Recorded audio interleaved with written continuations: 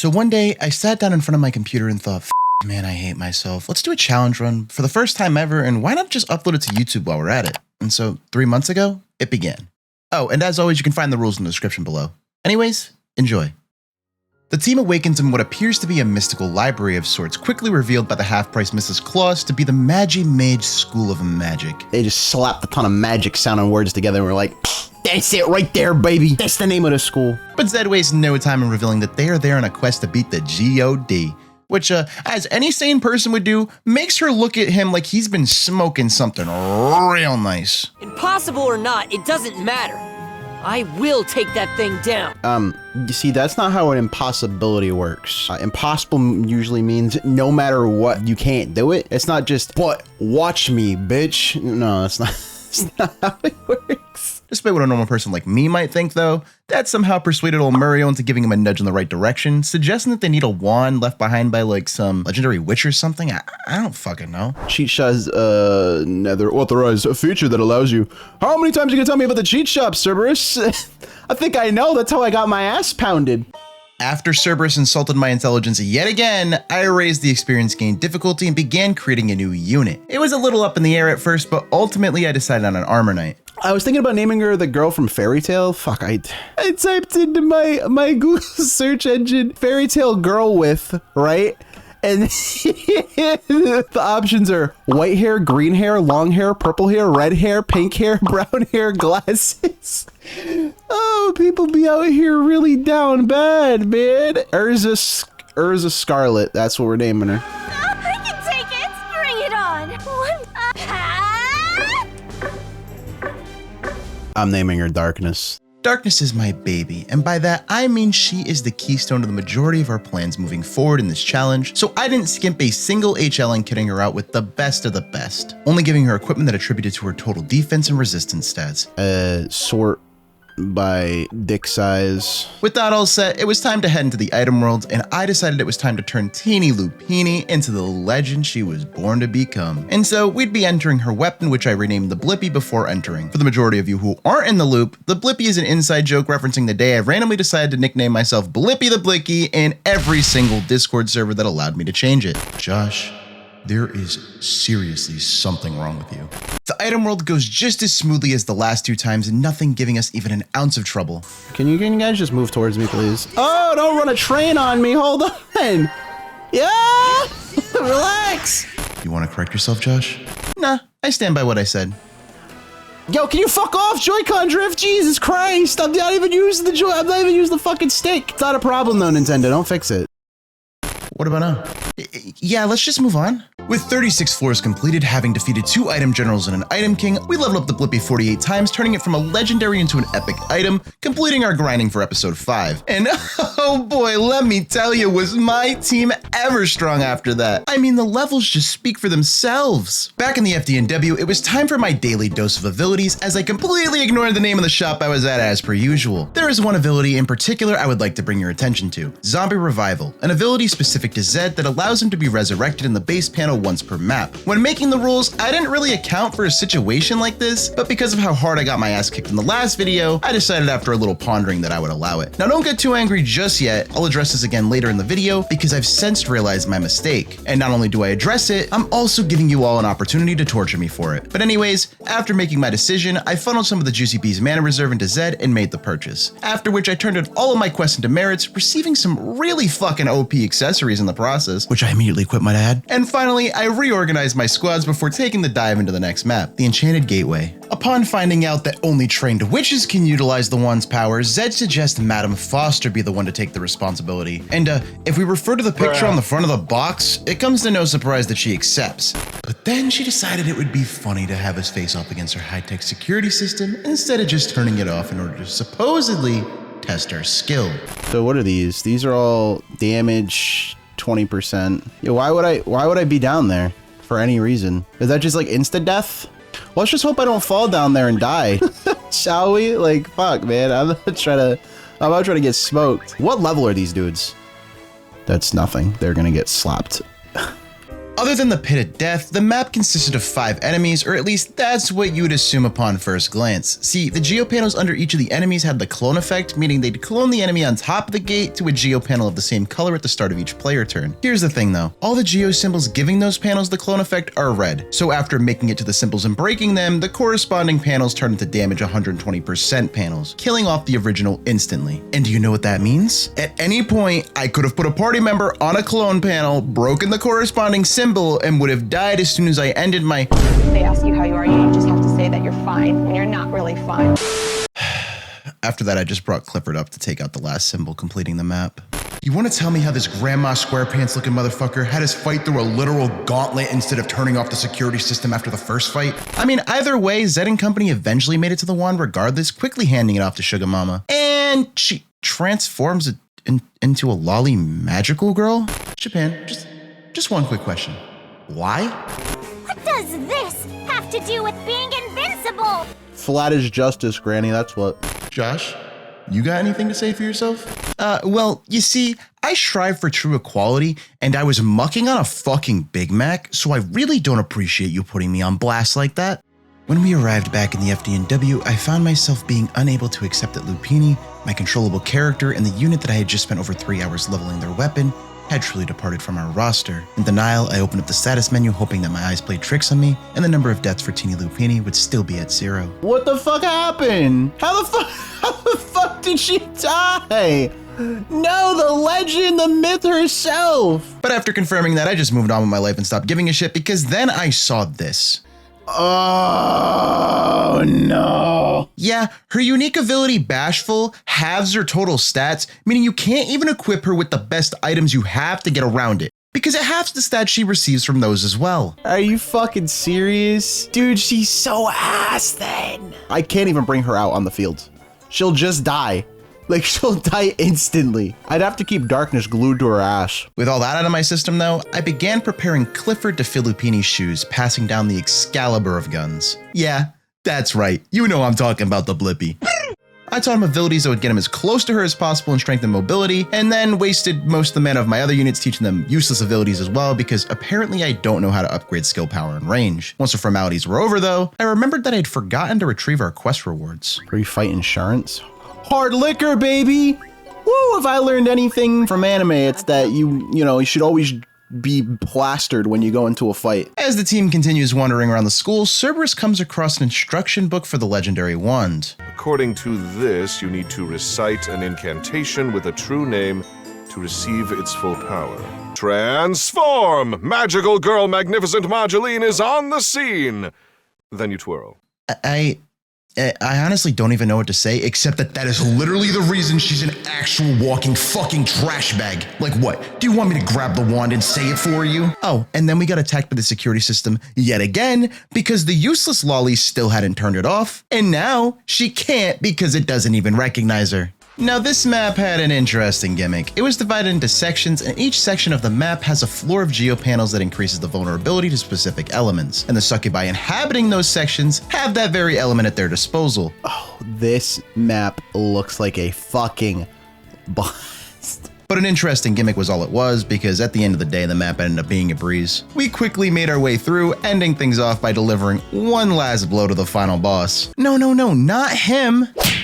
Also, I lied, there were reinforcements too, but we quickly wiped our ass with them as well. Gotta do what you gotta do for the bit. Upon wrapping up the enemy encounter, Cerberus notices that the instructions had some fine print that he hadn't read yet. Are y'all sitting down? Because I bet not even one of you saw this one coming. Once transformed, the user can never return to their original form. I don't see the problem here. Don't sweat the small stuff. Yeah, you say that as you're making fun of her, dude. And of course she's gonna sweat the small stuff when you're literally laughing at her face. This isn't small in the least! You are though. But yeah, it's okay, guys. I'll see myself. between maps, I of course beelined it to the quest shop in order to reap my rewards. Feel like a million hell. Life insurance. Oh fuck, bro, I ain't got that in real life. But As we all know, by this point, I was absolutely fiending for a quick bump of abilities. Although this time, I was actually able to control myself and upgraded the range on some of Maddie's skills instead. With the team having now made their way to the school's library, Discount Madoka somehow struggles to understand what's truly important: the lives of her students or her appearance. Of course, this enrages Zed, who drops yet another hint as to why it is he's so adamant about defeating the God of Destruction, but we're once again interrupted before he can bless us with that information. You know how I said the last map had an interesting gimmick? Well, I'd say the complete opposite about this one. It literally just revolved around annoying spawner placement, enemy density, and jump boost geopanels. The only gimmick was the succubi repeatedly debuffing your unit's stats to half of their initial values. Yeah, needless to say, it didn't take us very long to complete it. Prism Jailbait must have told the team that the food in the dining hall was bussin' because, for whatever reason, that was their next stop. And Cerberus decides that the best time to reveal the truth about Biko's death and why Zed continues to fight, no matter how many times he loses, was over jumbo shrimp gumbo and martinis. Now this map was a fun one. See the geopanel vomit? Well, in the back of the map, Pretty's carrying symbols run around on geopanels, changing the effects attributed to each color every turn. I didn't really use any particular strategy though. Instead, I just cautiously rolled with the punches, managing to make it out unscathed fairly easily. That's a lot of attacks I'm about to face. How are you just gonna pick me up and start beating my ass like that? What the fuck? Okay, virtually unscathed. Upon confronting Destruction's incarnate and inspired by Zed, Moduline makes her decision, letting go of appearances and finally reciting the sacred scripture. And he's dead. What do you want me to say? He literally did nothing to us. Do you want me to just sit here wasting your time explaining a fight that's just copy and paste of the last two like I am right now? Oh shit, did I say he did nothing to us? I meant that in the cutscene following the fight, we got slapped as per usual. And guess what? Game over. After hearing of a fifth defeat, Ivar isn't exactly what I'd call thrilled. Deeming Zed a liar, he readies to execute him when suddenly he's interrupted by the homie Mizador, who conveniently shows up to save the day, vouching for Zed and taking the role as narrator for the next episode. As you'd probably imagine, Zed isn't exactly thrilled to see the money-fueled whack job. I mean, can you blame him? In the span of 5 minutes, he managed to slap his social status across everyone's faces 3 separate times. Being the king of the human world isn't a personality trait, Mizador. You can't just slap that shit up on your Tinder profile and expect some fucking matches. But anyways, Mizador sets the scene. Sprawling greenery, bustling streets, gold accented everything. Yep, we doing a repeat. Back in the FDNW, urged on by Cerberus, I decided to perform my first super reincarnation. But at the time, I didn't realize how much the mechanic could completely break my run. I only reincarnated Zed because he was at what was max karma at the time, and any karma he was receiving was getting lost to ether regardless. On top of reincarnating him at genius quality and pumping up his attack and speed using the 12,000 karma at our disposal, I also purchased the abilities Movement Up 1 and Damage Dealt Up 1 and 2. You see how abusing this mechanic could completely trivialize the challenge? Oh yeah, and Zed's gold and black now, so that's cool or whatever. After that, it was just normal new episode stuff, turning up the difficulty and creating a new unit.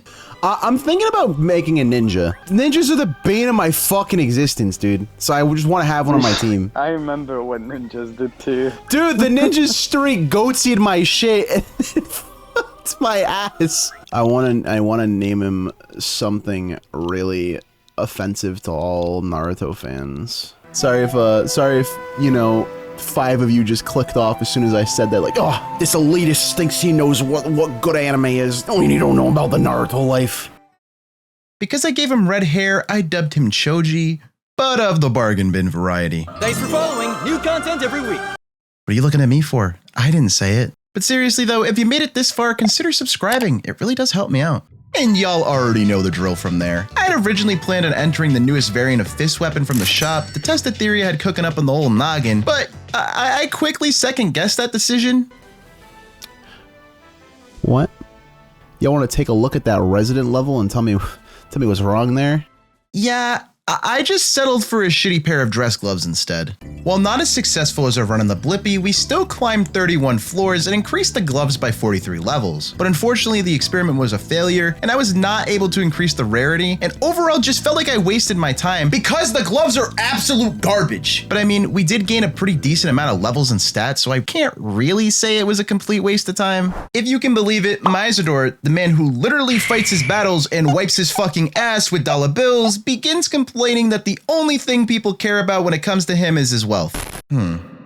Yeah, I wonder why that could be.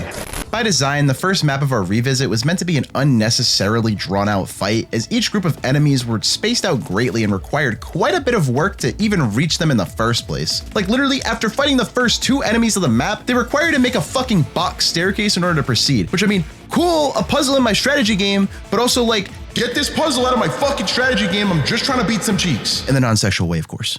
As per usual, there were reinforcements, and they were much stronger than the first wave of enemies, consisting of archers and... Oh no! Oh god! However, the issue didn't lie with those 2, but the reinforcements all the way over there on the roof. As you can imagine, the reason being that they were just difficult and extremely annoying to even get to. There's no way you can throw your axe on the roof. I can almost guarantee you can't do it. Yeah, no available targets. Yeah, I figured. Thanks, you're useless. But in comparison to the TV World's difficulty or the Magic School's creativity, this map was a complete fucking joke. Between maps, I finally made the decision to raise the difficulty by another star, considering I've been faring way too well for my content's sake, and at the rate I was going, y'all weren't gonna want to stick around for much longer.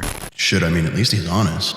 Continuing on to the castle corridor, the 4 stooges ponder on who it is that took Mysador's place as king after his departure from his worlds. Although, you know, there's literally only one other character in this world that we've been introduced to, so I, on the other hand, didn't have to think about it at all. But they don't get to ponder for too long because the team is quickly ambushed by a group of rebels. Now, this map actually gave me a fair bit of trouble. Design-wise, the map is a large, drawn-out spiral staircase with armor knights and explosive barrels at its peak to rain hell on you as you make the long climb.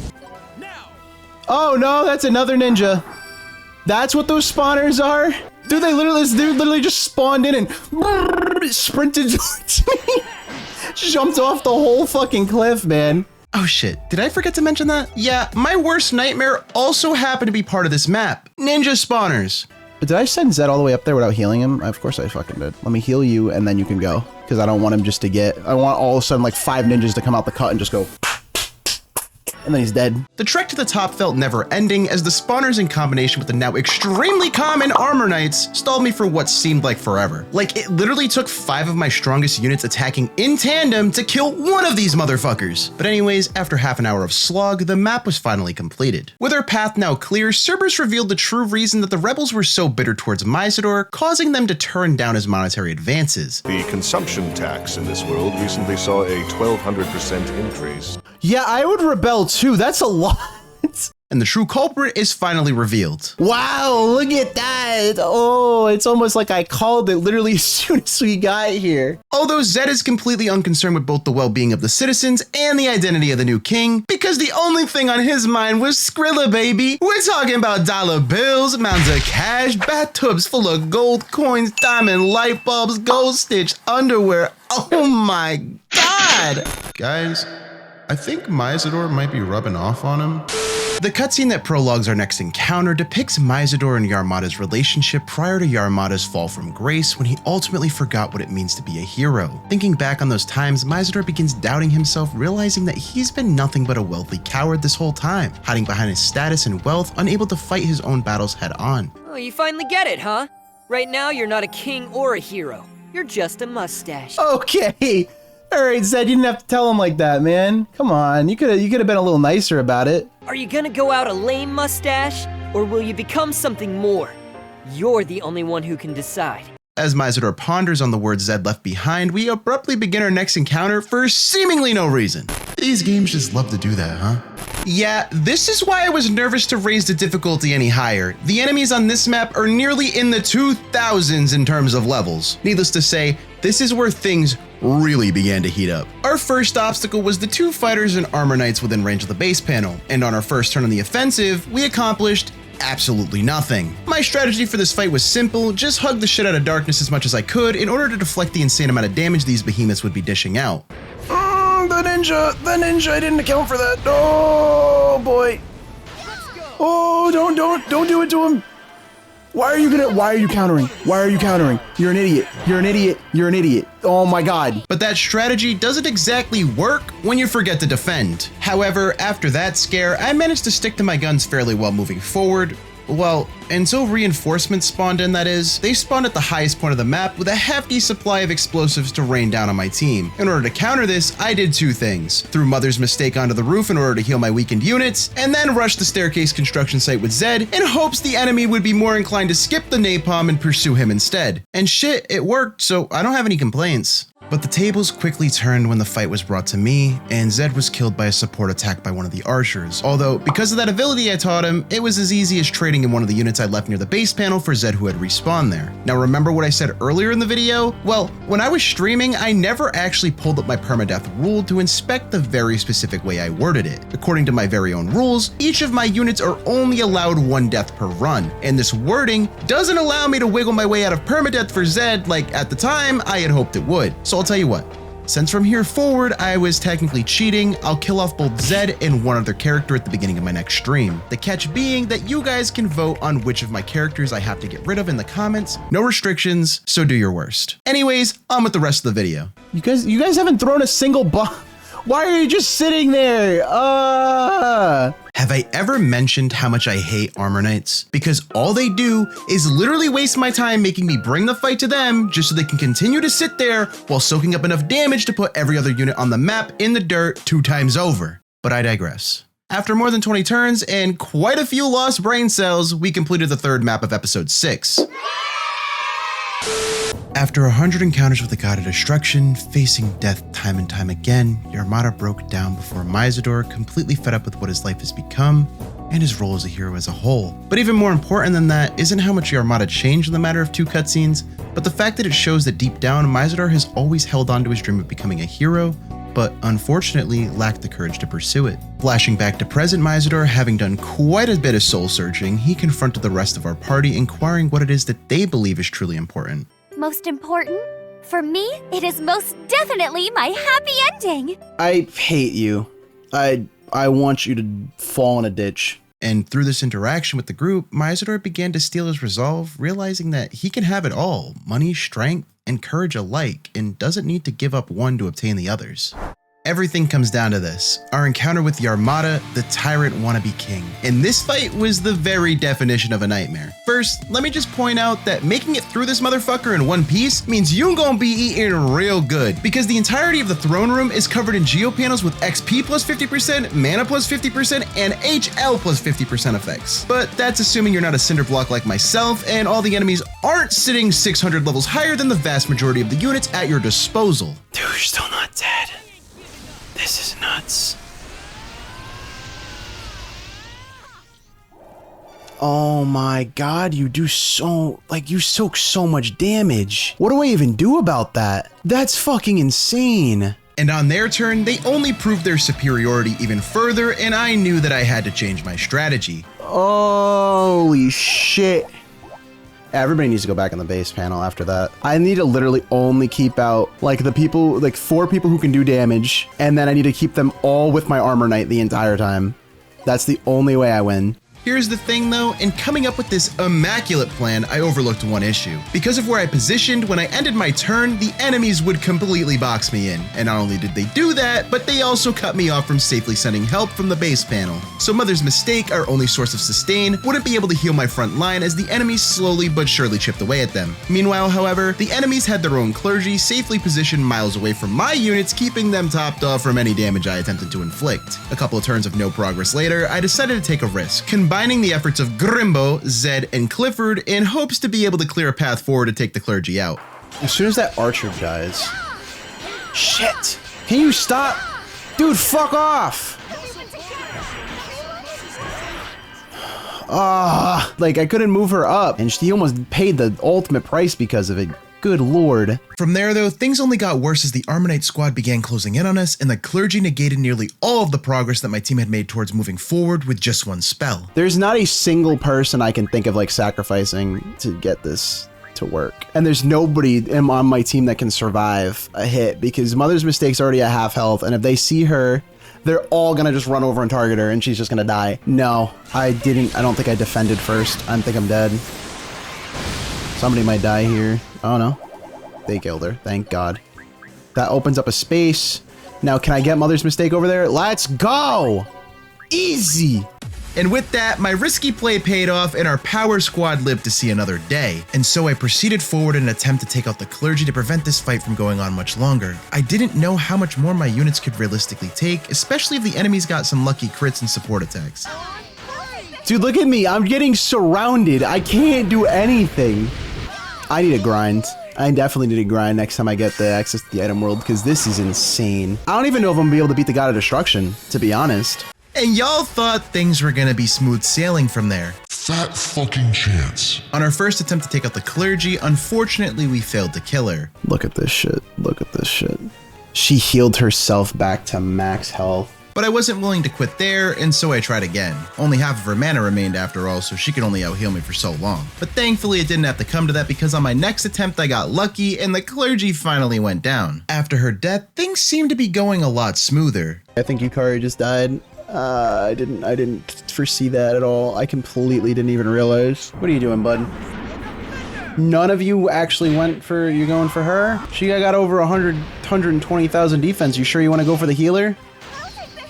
Okay, Chief, whatever you say. Works for me. Yeah, y'all are idiots, actually. What the fuck? Y'all are stupid. Y'all could have killed Yukari outright just now, and instead you go for them? Yeah, needless to say, they completely wasted their turn and a prime opportunity to fuck me over. And with that, the odds were finally in our favor as I brought out the rest of my units and began picking off the now completely mispositioned enemies one by one. After his cronies were all taken care of, all that was left was to chip through Yarmada's lives until the battle was won. You win, Your Majesty. I knew it. The power of money is unbeatable. He didn't use any money. He didn't use a single dollar. I did all of it by myself. That man was dead. Like 4 chapters ago. Retelling everything that he had learned on his journey, Mysador tries to make the defeated Yarmada come back to his senses and go back to the man, the hero that he once admired and envied. But of course, Yarmada just rebuttals with his usual patented pessimism, to which Z, as per usual, comes in with his overly aggressive yet somehow kind advice. Man, I'm really starting to sense a lot of patterns here. We might have just gone through hell, but the spoils of war were sweet enough to make it all worth it. But despite saying that, we weren't out of the woods just yet. There was still one more fight before we could truly say we completed episode 6. And even though our last 5 fights with him were cake, I was terrified this time around because I knew he'd likely have stats nearing 300,000. In a panic, I sprinted towards the skill shop, and not to waste more money on abilities, nah. I actually went there to level up my team's skills as high as I could afford at the time. I just didn't want to die, man. With that out of the way, we passed the usual bills and set off to face the GOD yet again. Wow, I wonder who that is. The newly determined Mysador steps forward ahead of even Z in order to lead the onslaught. I am now Hero King Mysador! My bad, I didn't realize it meant so much to you. Didn't mean to disrespect the almighty Hero King. As a newly licensed hero, Hero King Mysador describes the new way he'll handle things from here on out, which really isn't much different than how he handled things before. And for whatever reason, this, dare I say, announcement awakens Mysador to newfound strength, otherwise known as a new ability. Wow, Mysador's title has become Hero King. He learned the ability Hero King. Whoa, he's dead, he's useless. Anyways, how do y'all think this fight went? Well, how about you shut up and let me tell you? We kicked things off by laying down our standard buffs and baiting him out with darkness. And once he was close enough and we were on the offensive, we started off with our usual floral shower and began our chain of attacks. We start off with a boulder crush from Grimbo to lower his defense, and from there chain from weakest to strongest in terms of damage dealers. And through pure luck, we managed to squeeze by with a few lucky counters, and as a result, made it out of this chapter without losing a single unit. Well, that's not entirely true. Oh shit, and if you were confused like these idiots, the God of Destruction came out on top in the cutscene as per usual, beating Z.A.Z.Z to a pulp and sending us spiraling to the game over screen and into the next video.